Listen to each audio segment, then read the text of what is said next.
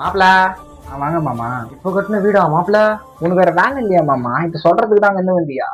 மாப்பிளைக்கு எப்பவுமே ஒரே குசும்பு தான். மாமா கொஞ்சம் குடி தண்ணி கொடுப்பா. இதான் மாமா.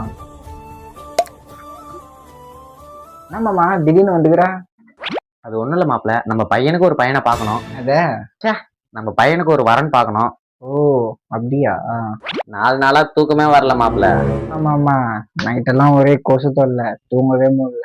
அது ஒண்ணும் இல்ல மாப்பிள, பையனுக்கு 4 நாளா மேட்ரிமோனில ராவும் பகலமா பொண்ணு தேர்ந்துக்கிறேன். அதான் ஏதோ வேலை இருந்தாதான் பொண்ணு தரணுங்களாமே.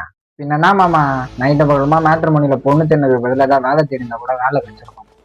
ஆமா இல்ல?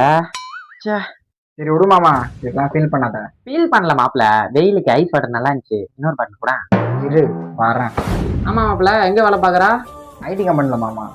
நீ ஏதோ படி படிச்சுக்கிற, உனக்கு ஐடி கம்பெனில வேலை கொடுக்குறாங்க. என் புள்ள 11வது படிச்சுக்கிறான், ஐடி கம்பெனில கூட வேலை கொடுக்க மாட்டான்.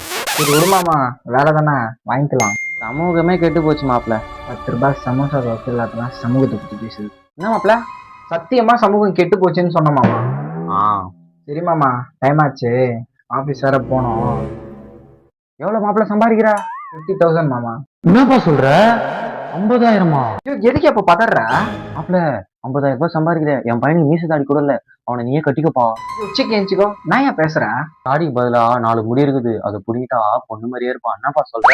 இல்ல மாமா, நீ செட் ஆகாது, போனா போது நீ வீட்டு உள்ள விட்ட.